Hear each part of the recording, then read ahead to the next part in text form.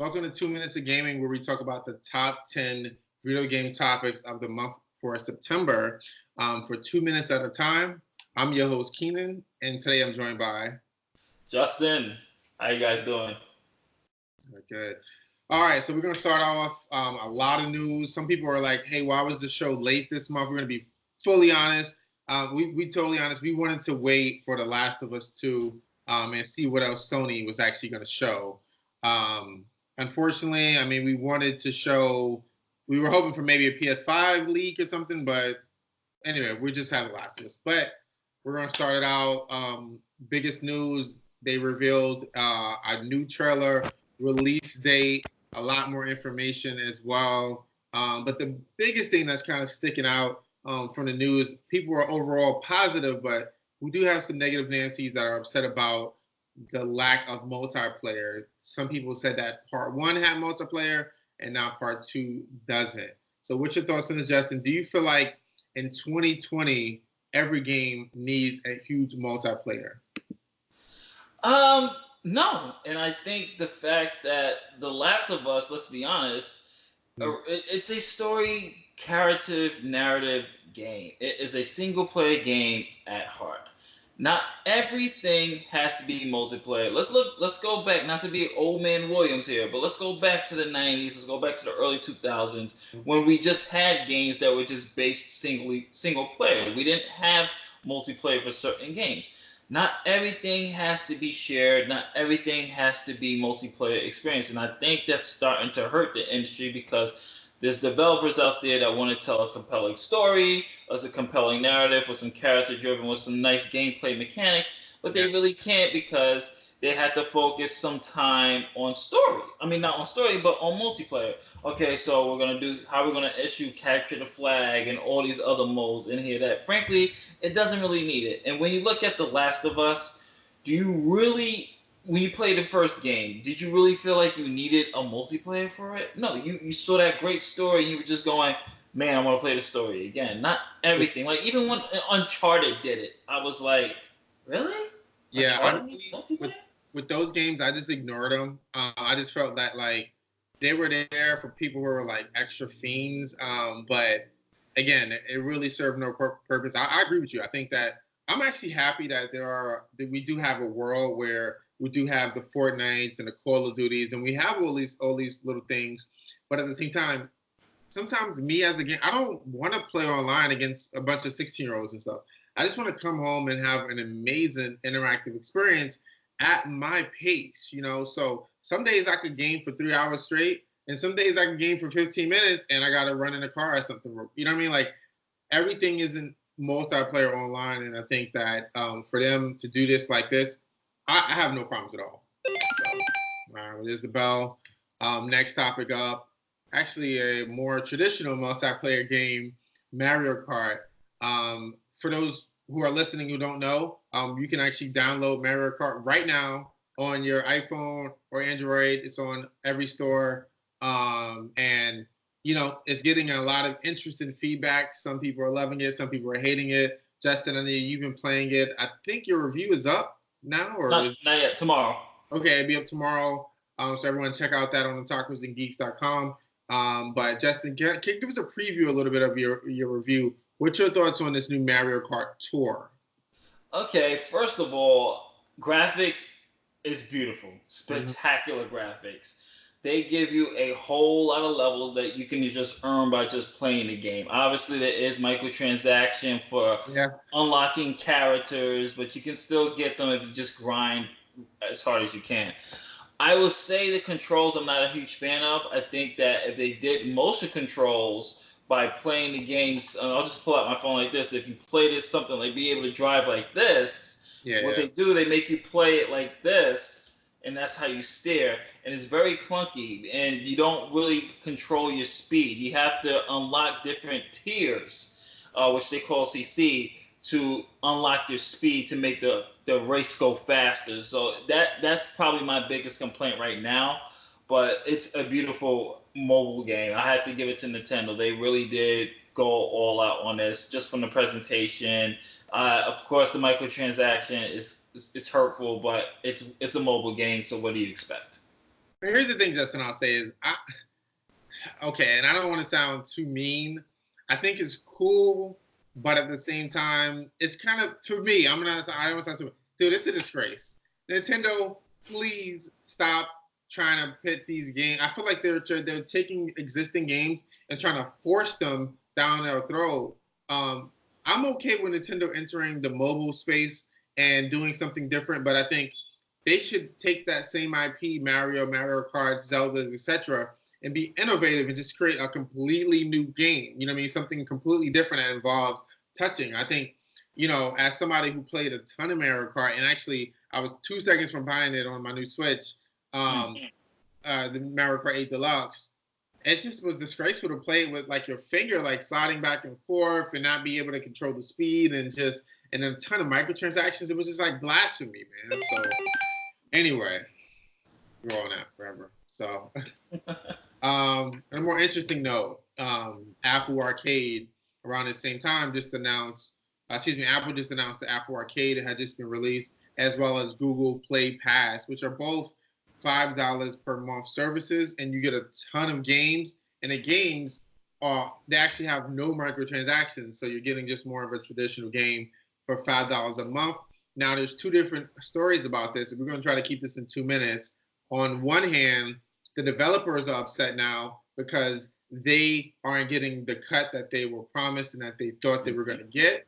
Because again, you have X amount of games and everyone's getting it for $5 a month. But on the other hand, Justin, do we have too many subscription services? I know I threw two questions out there, but let's see what you think about this. Well, to answer the first question, with the developers, that's messed up.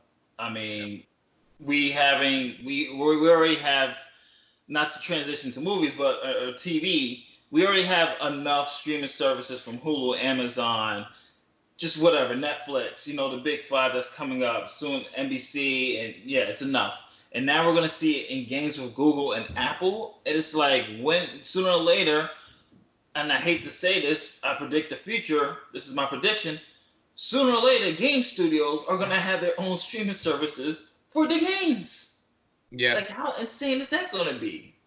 I mean, it's at the point now. It's like, it's ridiculous, and the fact that they haven't taken into account, like, how are you going to pay developers? Like, how are developers really going to be getting their cut if people are not buying the full price? They're just like, hey, $5 a month, I get to play their game. A lot of developers are going to start pulling back from the services.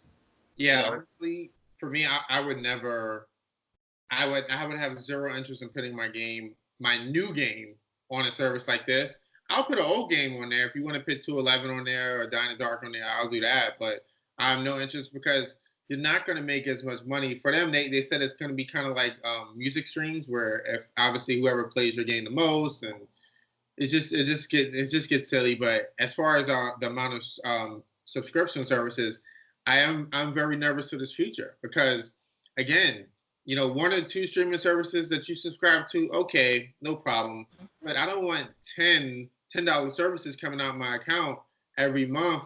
And again, imagine if you want to play a Madden or something, and you got to subscribe to EA, and you want to play 2K, you got to subscribe to 2K, and you want to play, PlayStation stuff, so you got to subscribe to Sony's, and it's just like, and again, it may only be $10, but Jesus Christ, you're gonna have all these services. It's gonna get crazy. So $10 adds up, people.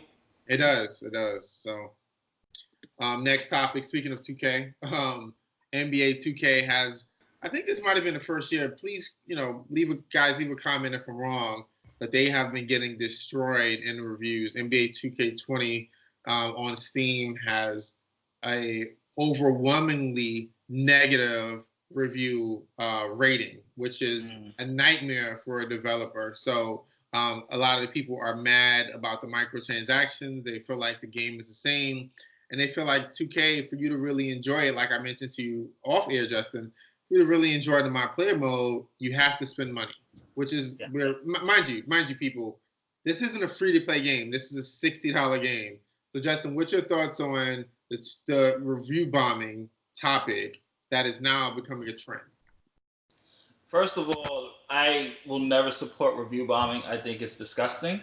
It's insulting to the hard-working people, the developers. Let's be honest, developers, writers, whoever, they are not responsible for corporate decisions. Okay? They are not responsible for the corporate decisions. Developers usually have no say in that matter, depending on what we're talking about. The review bombing craze is I get it. It's a form of protest. Like, hey, let's hit them where it hurts the most. You know, try to stop people from getting the sales. But you know what? If you want to talk with your wallet, don't buy it. That's the best way. Don't buy something that you're not agreeing with. That shows them, like, oh, hey, you know, because with EA, 2K, everybody, the sports genre is monopolized. You have 2K with basketball, you have EA with football, soccer, and you have Sony with MLB. So they all have their own sports divisions, and they could just do what they want. I don't support the review bombing, but even really quickly with 2K, with the My Player, I haven't played My Player since they introduced the microtransactions because it's so hard to feel like an NBA player. You could go like a whole season and still be trash, and that's not fun. Yeah, I definitely agree with you, Justin. You took the words out of my mouth. People have to speak with their wallet. Now, most of those Steam reviews are verified that the people actually purchased the game and then left a bad review. And like you said, Justin, if you don't like it, it's simple. A, don't buy it, but then B, don't buy microtransactions. Believe it or not, Justin, I buy 2K. I pre-ordered 2K every year. I mean, I've been buying 2K since it was NBA 2K on Dreamcast, right? But I have never bought a microtransaction. Why? Because I do not support that. And that is how you review bomb. You don't review bomb by leaving bad reviews. Agreed. Batman, my favorite. Everyone's Avengers crazy. I'm Batman crazy. So DC all the way. Man, I'm trying to tell them. So I still think Batman's the king. But anyway, nonetheless, there has been rumors about a new Batman game. The WB Montreal, the creators of Batman Origins, which I want to say is very underrated, by the way, people out there. Couple glitches. I will say there was a game-breaking glitch, Justin, that actually had to start the entire game over. Yeah, I remember. Remember that, right? Yeah, I was pretty pissed off. But you know what? It was such a good game that I didn't mind. But anyway, they have leaked and kind of hinted at a new Batman game. Justin, what's your thoughts on these clues that they left? And also, what kind of Batman game do you want to see? Okay, well, first of all, just for those who might not be in the know, the rumor game is going to be Batman: The Court of Owls. And for those who are comic book heads, you know that the Court of Owls is the Gotham City secret society. These are the elite. They rule Gotham with an iron fist. They have their hands in everything. It's one of the best comic books in recent memory for Batman in the past decade, so I definitely suggest you guys check that out. What I would love to see from a Batman game, and my disappointment with Arkham Knight, because I was hoping Arkham Knight would have been the one to do it. And I keep bringing this game up. It's a terrible Batman game when it comes to fighting. But for the time that it came out, what they did, it was a true open world Batman game, and it's called Batman and Robin for the PS1. I've talked about it all the time when we're talking about Batman, but one more time, let me just say why. You start in the Batcave. You pick your vehicle. You get to explore Wayne Manor. You search Gotham City for clues during your missions. You have to figure out where Mr. Freeze is going. You actually do detective work. Not saying you do detective work in Arkham, but there was more interaction. It was a really good Batman game. So I want to see more open world. I want to see what they did with the Spider-Man by giving Batman a little bit of duality. And you get to see life as Bruce Wayne. You get to be the Bat family. A little hints of the Justice League. You know, give us that real authentic Batman experience. But Arkham is great, by the way. So. Yeah, I think it's funny. Like Spider-Man copied them, and I think it's time for them to copy Spider-Man. You know what I mean? In the sense of, like you said, having that duality. And I think even copying a little bit what Telltale did with their Batman series, where you can choose whether you want to solve a mission with Batman and fighting and violence, or you want to solve a mission with your big money with Bruce Wayne. And I think. And also, too, I'll say this before the bell goes. Having a Gotham City that you can actually, like I said, like walk around and just be normal Bruce Wayne, and maybe you have to, like Grand Theft Auto, you have to buy properties and things like that. I would love to see Batman kind of expand into something else. And once the nighttime comes, the bat comes out. Yeah, we do like what they do with Shenmue with the day and night. Yeah, no Shenmue on this episode, by the way. Yeah, just had to get that mentioned up. All right. Anyway, funny thing on a side note, this is totally not to do with the show, but I'm playing Yakuza Kiwami 2, and they took all the sound effects from Shenmue and put it in the game, which is really interesting. Huh. I don't know how that works, the copyrights, but anyway. So on a negative note, Resident Evil, last show, for those who've seen it, we were talking about Resident Evil 8, we were talking about Code Veronica Remake, we were talking about Resident Evil 3 remakes, and as you know from Tokyo Game Show, the new Resident Evil has just been announced, and it is Project Resistance. So Justin, what's your thoughts on this, and were you disappointed?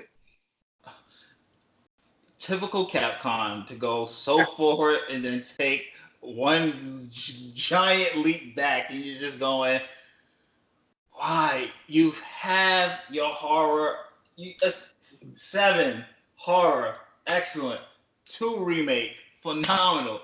Keep it going while the iron is hot. Stop trying to make Resident Evil an action genre.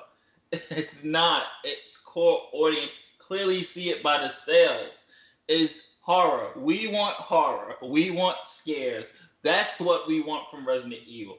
I don't want what it looks like to be kind of like a World War Z multiplayer game. It looks like they want to do their own Left 4 Dead with third person. It's just like, come on, man. Like, this is what it was? I mean, it gives me memories of Metal Gear Survive. It looks horrible to me. Please don't mention that game on the show, please. Thank you. Yeah, it looks horrible to me. Dude, I totally agree. It's, you know what's funny? As a separate game, the idea of it isn't too bad. It's similar to Freddy, Friday the 13th, where someone would be Freddy, and then you have the campers, and you guys got to kill each other, and you get set traps. Jason, excuse me, Freddy. I'm saying Freddy, excuse me. Jason. So it's very similar to that, and I think that's not a bad game overall. But again, it's not Resident Evil that we want, and it's not Resident Evil that we were anticipating, and it's not really pushing the series, the franchise forward. Now, it was funny when I saw all the Last of Us 2 stuff, immediately I was like, you know what? We had a point in gaming where Uncharted, people say it copied Indiana Jones and Tomb Raider, and then Tomb Raider came back and then copied Uncharted.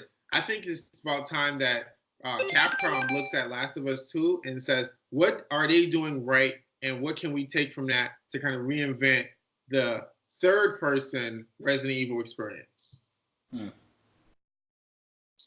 TGS, all right. It was a ton of amazing games that we saw, but the one that stuck out for you, Justin, I know, is Final Fantasy VII. So what was the biggest takeaway for one? And we actually saw gameplay, like straight through, no weird trailer. What's your thoughts on seeing the actual gameplay? One thing I want to say for those who are classic Final Fantasy purists, they're going to introduce a classic gameplay mode, which will be turn-based from what I understand.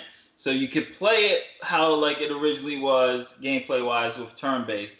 I love the fact that they're giving something for the new Final Fantasy fans, like those who are familiar with the Kingdom Hearts, Final Fantasy 15, 13 style type of gameplay, and those who want to have the original. This looks brilliant. I mean, it's completely gorgeous. I think there's a new character I haven't seen before that they're probably going to be introducing. I'm still hoping that somehow they're going to be implementing Crisis Core and some of even Avid Children, the whole Final Fantasy VII lore into this game. I mean, there's something that I feel like it should be at least 2 to 3 discs. And I think they should really make it a whole complete experience. But this looks like it's going to be Remake of the Year. Heck, it might be Game of the Year next year. Yeah, dude, you already know I'm jumping on it. But you know what's funny? Before it was even announced, I was looking at the gameplay. I was watching a lot of videos, And I said to and I started thinking about the game, and I started thinking about some of the bosses and some of the things that I went through, and I was like, man, part of me kind of wanted a more slower turn base. I don't mind that. As somebody who's playing, I finished beating, I Am Setsuna and Lost Spare, and I still play those turn-based RPGs, and I was like, wow, I wouldn't mind that. So when I actually heard that announcement, that I was hyped. But let me just on the developer end. I am so happy for these guys, man. I mean, you have a game that was so well written, changed the RPG genre, and you're getting a chance to remake that game and just sharpen it and tweak it and just make it amazing. Dude, this game is going to be a must-buy, pre-order ASAP. All right, so back to sad news. Nintendo just showed off their Ring Fit. They have a game that is encouraging exercise with this huge ring. So those who don't know, you pretty much put your Joy-Cons for the Nintendo Switch into this huge ring. And in the game, for you to execute moves, you have to move the ring around as well as move your body around. What's your thoughts on this Ring Fit, Justin? Do you think that this will change what we know in fitness? And also, do you think that it would be a big hit? I think people, one thing, first of all, I want to give Nintendo credit because they're the only video game studio that's very health conscious. Like, they really care about their gamers. They want to make sure people are exercising. And hey, if you're not going to go outside and exercise, let's make some exercise games for you to be interactive so you can be mobile and everything else. Props to Nintendo. Yes, that's the good part. This design looks weird.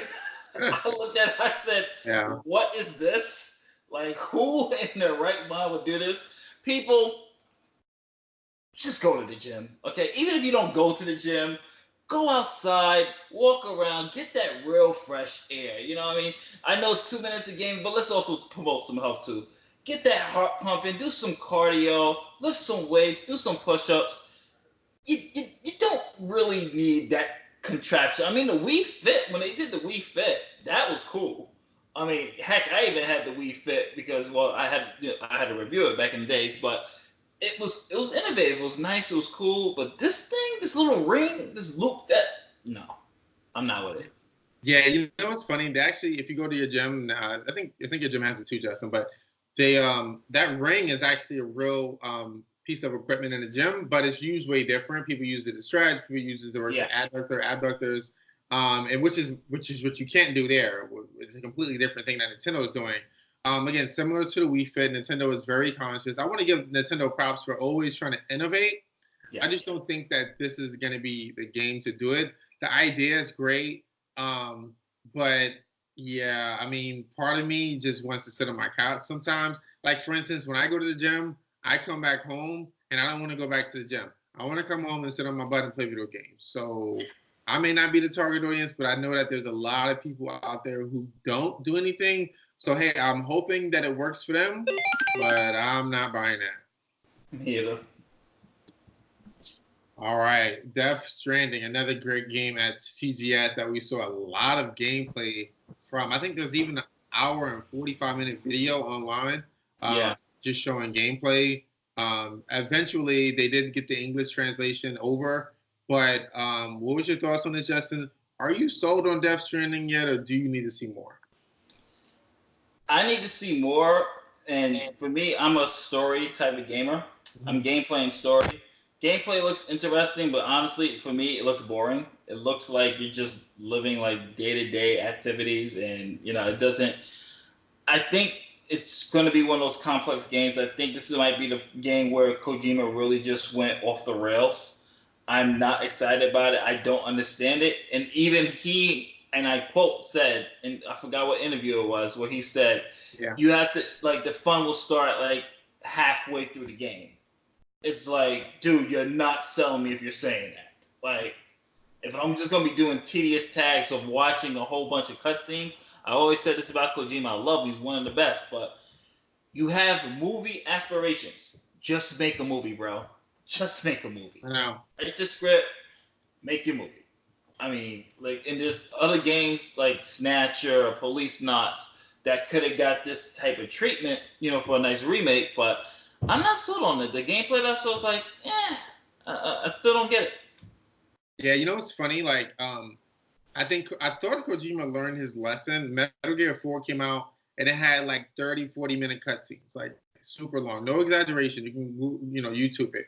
And when Metal Gear 5 came out, Metal Gear 5 was criticized because it didn't have all of that injected into it. It was like an open world game that kind of let you do what you wanted to do. And you did have cutscenes here and there, but they weren't as long, and they weren't it wasn't as linear, like the cutscene pattern. Like you could play the game forever and not have a cutscene in Metal Gear 5. So I thought he learned his lesson from that. But yeah, this game, Death Stranding, I need to see more, believe it or not. So this game I haven't pre-ordered yet. I'm waiting for the reviews. And not that if it gets good or bad reviews, I want to hear what the reviews are saying before I actually buy it. So. All right, last topic of the day. Dreamcast just turned 20. I feel super old just seeing that. But nonetheless, it made me start to think, what's the best video game, or maybe your favorite video game system launch ever? Favorite video game system launch ever, I will have to, and this is just by just the impact it had. And it's shocking because I didn't even own the system. Super Nintendo had to be one of the great launches of the era, because just the game Super Mario World, I think I swear to God. Yeah, I know.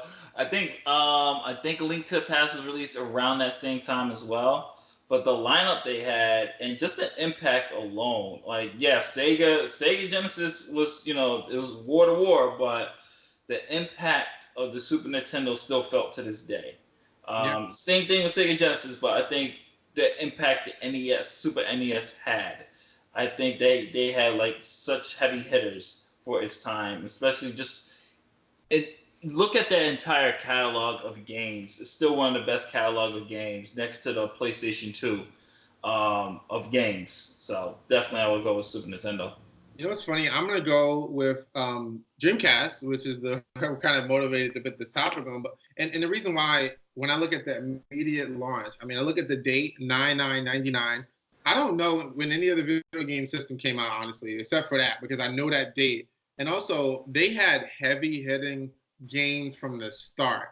When I look at some of my favorite games, and I actually bought all these games day one, looking at Sonic Adventure, Ready to Rumble, NFL 2K, Power Stone, House of the Dead 2, Perfect Arcade Port, by the way.